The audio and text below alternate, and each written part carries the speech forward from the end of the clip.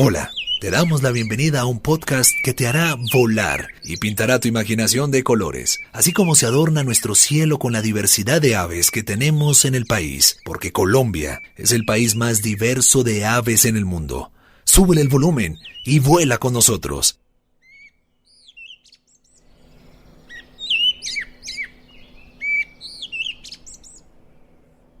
Hola, ¿cómo están? Bienvenidos a este segundo episodio de Aves de Colombia. Este es nuestro segundo lanzamiento, nuestro segundo episodio y la verdad que junto al biólogo Juan Camilo Ríos estamos muy contentos de los resultados y de la receptividad que todos ustedes han tenido desde cualquier lugar en el que se encuentren. Hemos tenido muchos y varios mensajes desde México, desde Chile, Argentina, Colombia y Brasil.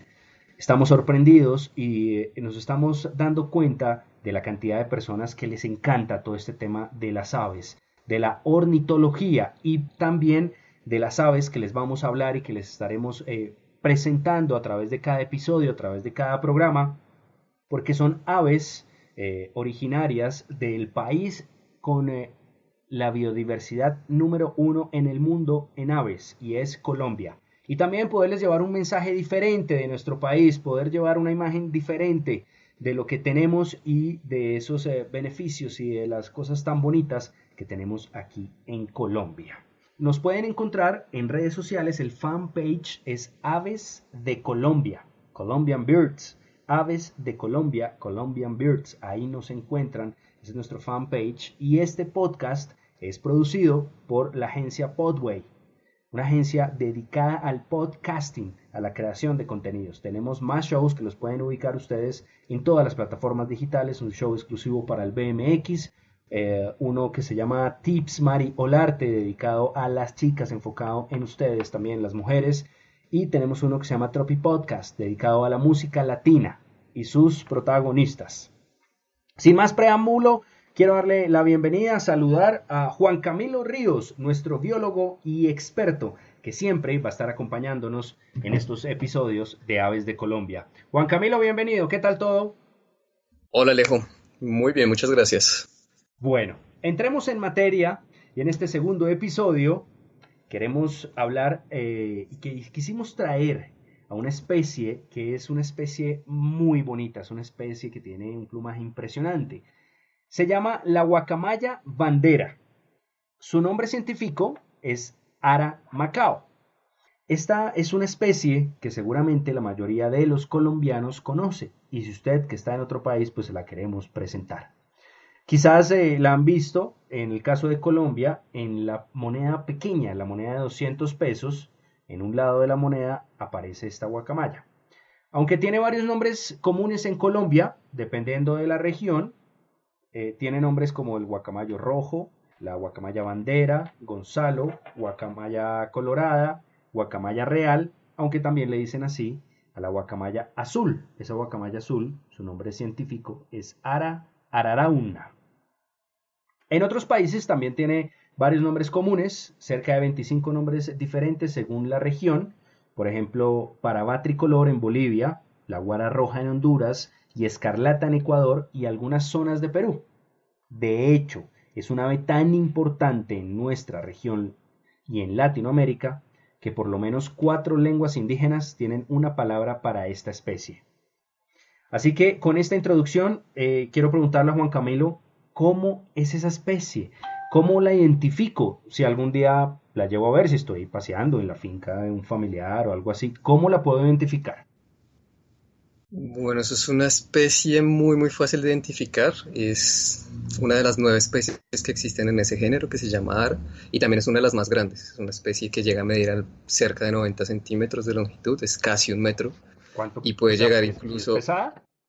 1,5 kilos más o menos puede alcanzar. Entonces estamos hablando de una ave bastante grande y es muy característica y fácil de distinguir justamente por su forma y por su plumaje, por ser de color rojo con las plumas de las alas amarillas y parte de esas plumas también son azules, entonces por eso se le conoce como guacamaya bandera, porque recuerda esos colores de la bandera colombiana, aunque Ok, recuerda también las banderas de Venezuela y Ecuador que son bien parecidas a las de Colombia, ¿no? Por la historia de nuestros países. ok. Eh, ¿Esta especie dónde se encuentra? Es una especie que se puede encontrar desde México, más o menos desde el norte de México, por toda América Central y en todo el norte de Sudamérica, hasta el este de Brasil y más o menos la zona central de Bolivia. En Colombia es muy fácil de ver en el Caribe, también asociada a la Orinoquía y a la Amazonía, aunque es mucho más común de ver en el Caribe, en la Amazonía, que en la Orinoquía. De hecho, es probable que algunas personas lo hayan visto también en los Andes o cerca de ciudades grandes como Bogotá, pero pues no es una especie que sea muy común de este tipo de zonas. Ahí tendríamos que pensar qué pasó, cuáles fueron las causas para que esa ave pudiera estar ahí, porque en realidad es una especie que se distribuye en tierras bajas, más o menos entre los 0 y los 1000 metros sobre el nivel del mar. O Y ahí sea, tierra entonces, caliente. exactamente, es una ave que siempre está en tierra caliente. Entonces ahí tendríamos que preguntarnos qué pasó, cómo es que un individuo que debería estar en las tierras bajas del país está en las tierras altas, cómo llegó hasta ahí. Esas son las cosas que habría que preguntarnos. Ok. ¿Esta especie pertenece a alguna subespecie? Eso es una pregunta también chévere porque cuando estamos hablando de aves en ornitología se utiliza el concepto de subespecie y para esta especie se han registrado dos subespecies. Ajá. ¿Cómo así? Eso quiere decir que son dos poblaciones de la misma especie que pueden ser diferenciadas por alguna característica en su morfología, por ejemplo, una pinta de color diferente en el plumaje. Ah, Por lo general, eso hace que sean diferentes, no suficiente para ser una especie diferente, pero sí para poder separar las poblaciones. Eso es simplemente una cuestión de taxonomía para organizar los grupos. esa es una palabra que yo creo que, pues yo no sé qué significa. ¿Qué quiere decir la taxonomía? Es como complicadita. La palabra parece complicada, pero es más bien simple. La taxonomía es un sistema de clasificación que se utiliza para organizar, en el caso de los biólogos, a los seres vivos. Es como un sistema de cajones donde se agrupan las especies de acuerdo a algunas características biológicas. Como si uno tiene un armario. Entonces, en el primer cajón guardo las medias, en el segundo las camisetas, en el tercero los boxers, así, más o menos. Exactamente, eso es exactamente la taxonomía, simplemente un sistema de clasificación. Entonces, para muchas personas resulta una palabra muy compleja en las charlas de biología, Sí. porque siempre la andan mencionando a diestra y siniestra como si fuera una base de información para todo el mundo, y en realidad no es así. Para los biólogos es un tema muy recurrente, es un tema que surge a diario porque nace Ajá, justamente de esa necesidad de clasificar las cosas y ajá. entender un poco mejor cómo se clasifica la vida, cómo se forma la vida y entender sus componentes. Sí, Pero para todas las personas no es una palabra demasiado común. Entonces, seguramente muchas personas que nos escuchan o nos van a escuchar sí, recordarán que la primera vez que salieron con un grupo, ya sea de biólogos o de amantes de la naturaleza, para sí, observar aves o plantas o simplemente para caminar en la finca y había algún primo que sabía un poquito más de matas, sí, siempre hubo algún comentario tipo como este pájaro es de la familia de las mirlas o esta mata es familiar de la guayaba sí. y son palabras comunes, como la palabra familia, pero que están en un contexto completamente diferente que uno al principio no entiende bien. Entonces eso puede crear una confusión Ujú. de lo que realmente está pasando ahí. Y es curioso, pero en realidad no es tan difícil. Si uno lo piensa con calma, es ese sistema de clasificación, ese mismo armario del que estábamos hablando. De cajones organizados. Pero una pregunta, si esa guacamaya tiene una pluma roja, ¿ya es de otro cajón o sigue siendo el mismo cajón de la guacamaya, pero puede estar en el cajón de la guacamaya de la pluma roja? Eso es un muy buen apunte por una razón simple, y es que como los sistemas biológicos son tan complejos, como tenemos tantas y tantas especies, la taxonomía lo que necesita es empezar a buscar una estrategia para clasificar de la mejor manera esas especies. Entonces supongamos que el armario gigante se llama loros. Y en Loros. ese armario de loros vamos a tener varios cajones. En el primer cajón vamos a meter loros grandes. Ajá. En el segundo cajón grande vamos a meter loros pequeños. Imagínense, les cuento esta historia aquí rápida. Eh, Mi infancia, yo crecí en una finca muy cercana, pues no crecí, era la finca de una tía. Y entonces nos llevaban los fines de semana a la finca, a veces. Y había una Ujú. lora que siempre decía, Pacho, Pacho Cacorro, todo el tiempo. Pero entonces a eso fue, ¿qué? ¿Es que le enseñaron a decir eso? O, pues obviamente tuvieron que haberle enseñado, pero ¿por qué a los loros siempre le dicen quiere cacao? ¿Eso es una frase de dónde salió? ¿O es que ellos ya vienen programados para decir eso? No, eso es un asunto cultural. Lo que Ah, pasa ok. con los loros es que ellos son animales muy sociales, entonces ellos aprenden a comunicarse con el animal social más cercano que tengan, que en este caso seríamos las personas. Ah, ok. Entonces, pero Bueno, en cerrando realidad este podría ser cualquier paréntesis, frase. ok, cerrando esa historia de, ¿cómo se llamaba la lora? Yo no me acuerdo. Bueno, pero me acuerdo. Y yo no sé si la lora vivió muchos años o es que después tenían otra y le ponían el mismo nombre. Entonces uno, pues, no, y era la diversión, porque Ellas viven apenas... un montón de años, la verdad. ¿Sí? ¿Cuánto puede vivir un loro? Esta especie en cautiverio yo creo que puede llegar a vivir más de 30 años incluso. Ah, no sabía eso. Bueno, pero cerrando el paréntesis, volvamos a lo del tema de las especies. Sí, entonces pues este asunto de organizar cosas no solamente pasa en la biología, de hecho todos los científicos y las personas en general, yo diría, siempre estamos clasificando todo el tiempo. En nuestras actividades diarias estamos clasificando muchas cosas, es una cosa inherente a nuestro pensamiento, a nuestra forma de entender ese principio de organización. Entonces es el mismo ejemplo, si uno piensa cuando llega a la casa después de hacer el mercado, ¿qué es lo primero que uno hace? Uno se va a la alacena, organiza la comida, los granos en un lado, las verduras en otro lado, las frutas en otro lado. Es exactamente lo mismo que nosotros hacemos en la biología para clasificar las especies. De hecho, estoy seguro que si todos hiciéramos ahorita un ejercicio y abrimos nuestra billetera, seguramente los billetes van a estar con los billetes y las tarjetas van a estar con las tarjetas. Eso es un ejercicio bastante simple que pues nos ayuda a entender un poco ese asunto de la taxonomía. Ok. Hay algo que me llama la atención, Juan Camilo, y es que los nombres comunes, pues uno se los aprende porque son como coloquiales, ¿no? La Ujú. guacamaya, bandera, el loro y tal. Pero el nombre científico de esta especie de la que estamos hablando hoy, que es Aramacao, pues para mí, yo creo que para la gente es más fácil decir guacamaya, bandera y ya. ¿Por qué no todos le decimos así y listo? Sin tanto complique. ¿Por qué? Y es verdad, y cuando uno piensa taxonomía parece aburrido es justamente eso, ¿no? Los nombres, que ya son cosas que uno no escucha todo el tiempo, ¿no? Son palabras que uno escucha diariamente y parece que no tuvieran sentido, pero en realidad sí tienen sentido. Lo que pasa es que esos nombres están escritos en latín, Ah, ¿y por qué están escritos en latín?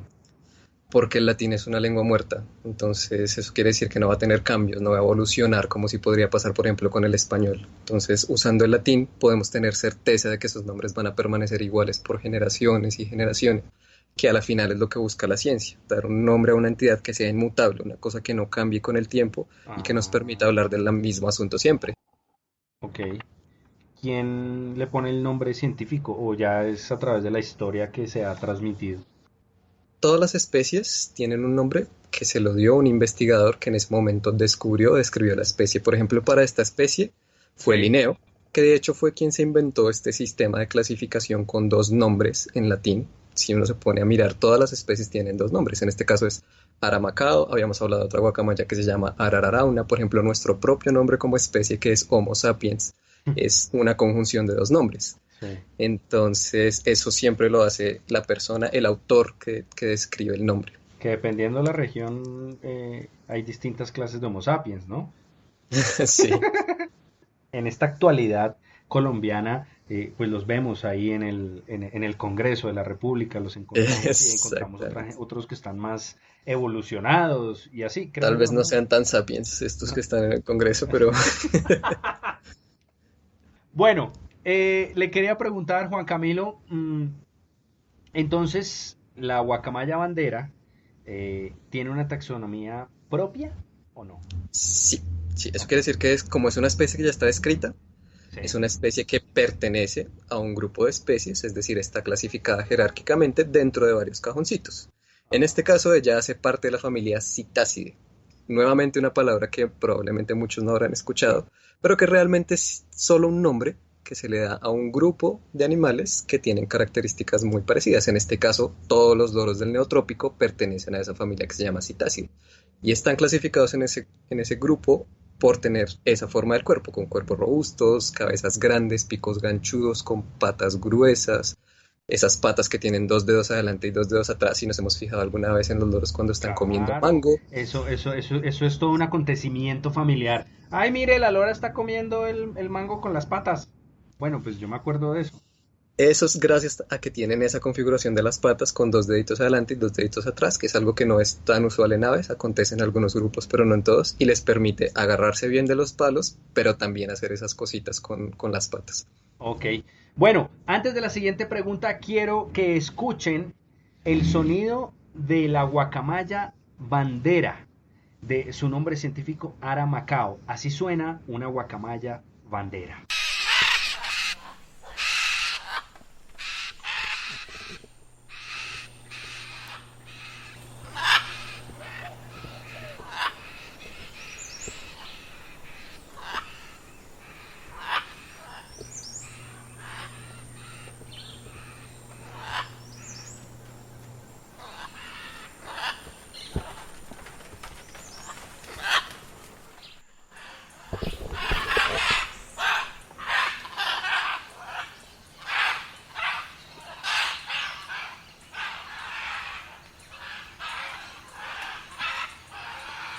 Listo.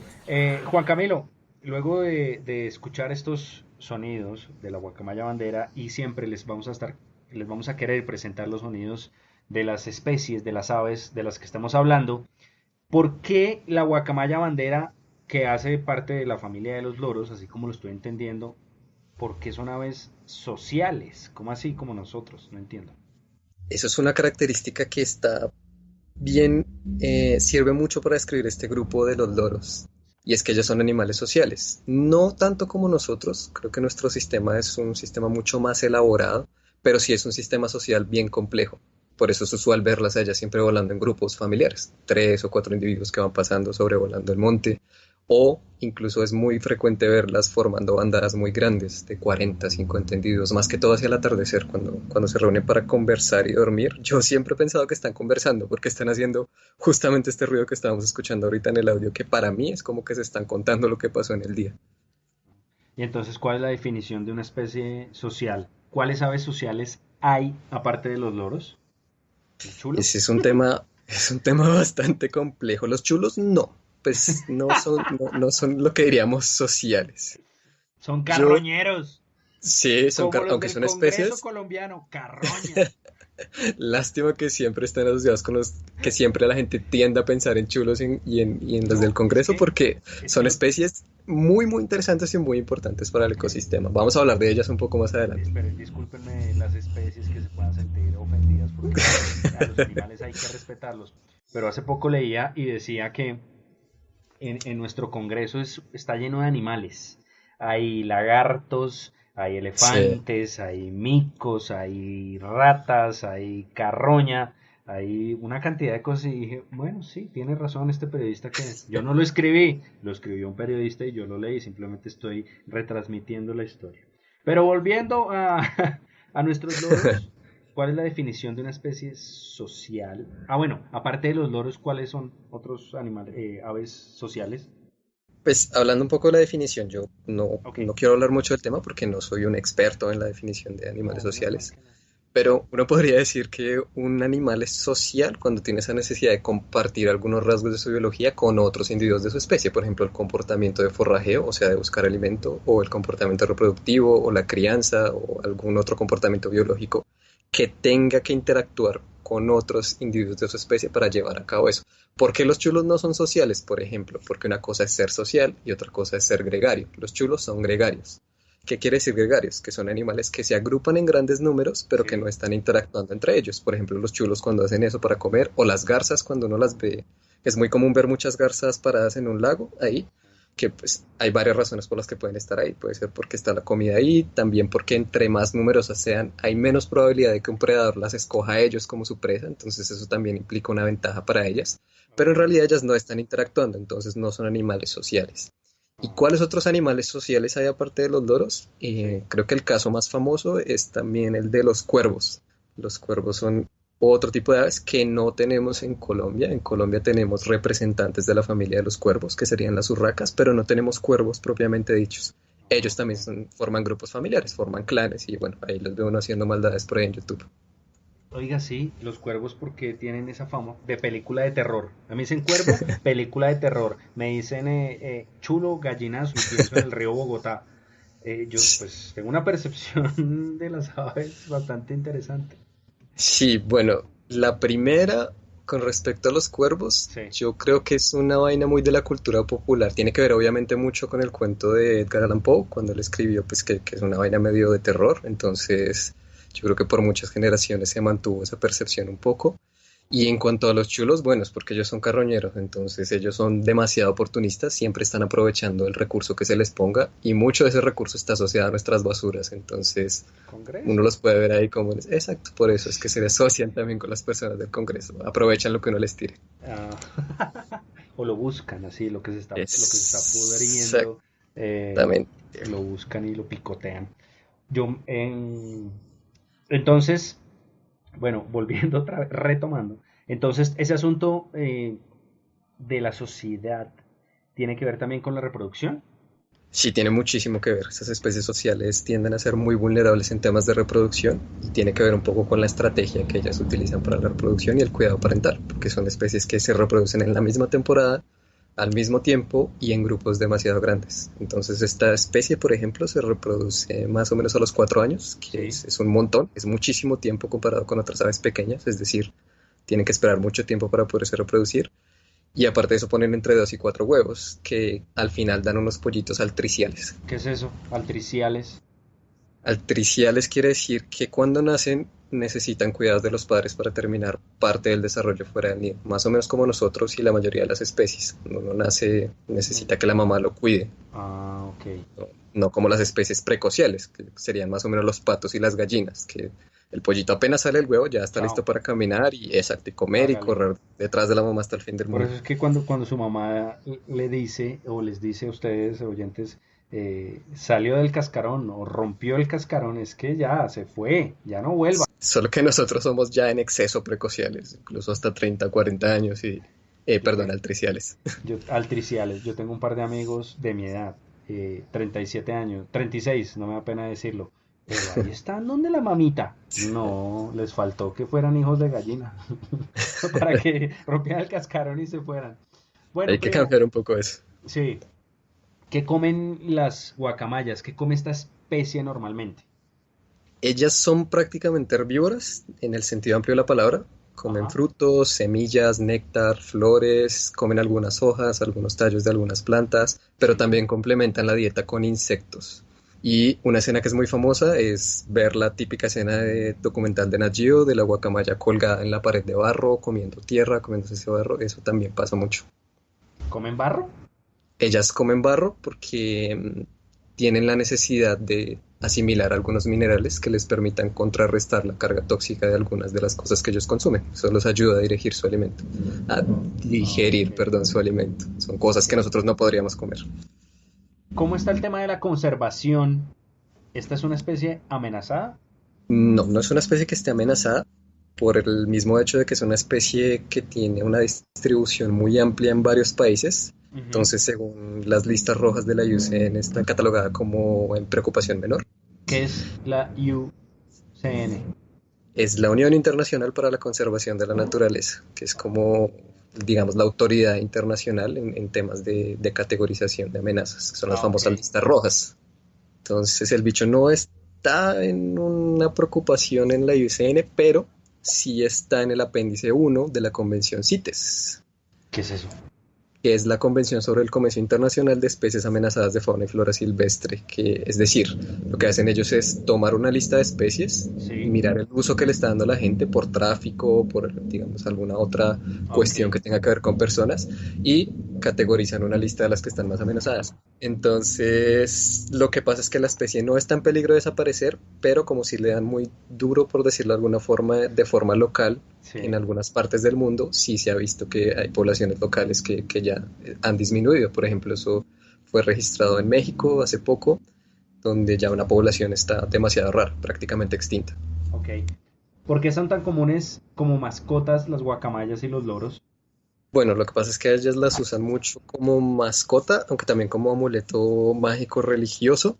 Ok. Y son comunes no solamente por el plumaje, o sea, no porque sea un animal muy lindo solamente, sino justamente por esa capacidad, por esa inteligencia y la capacidad que ellos tienen para interactuar con las personas. Entonces ellas desarrollan un lenguaje y se comunican con nosotros de la forma en la que lo harían con alguien de su especie. O sea que los loros necesitan compañía siempre. Sí, sí, como son animales tan sociales, tienen esa necesidad de interactuar con otros individuos. Es curioso porque siempre que menciono ese tema recuerdo a mi profesor acá en Brasil, Sí. doctor Luis Fabio Silveira, que bueno, aprovechando este espacio le mando un saludo a Luis Fabio. Muito Y siempre me agradecido acuerdo, con você, Luis Fabio. ¿Dije bien? un ¿O poco tengo que esforzado el mejorar? acento, Muito agradecido con você. Tengo que pero mejorar. sí, mando unos cumplimientos para él.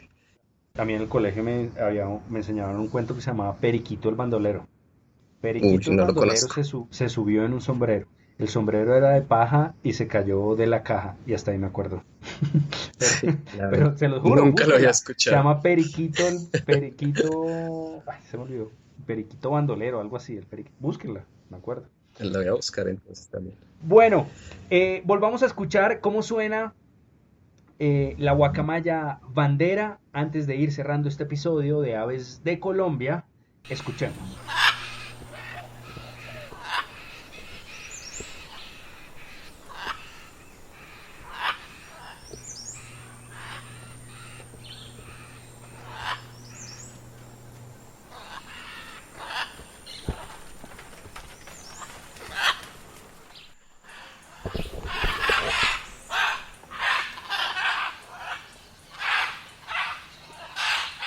Ese es el sonido de esta ave latinoamericana y de esta ave que también habita en Colombia. Ya me acordé, Juan Camilo. Periquito bandolero se llama el cuento para que lo busque. Hay que buscarlo entonces.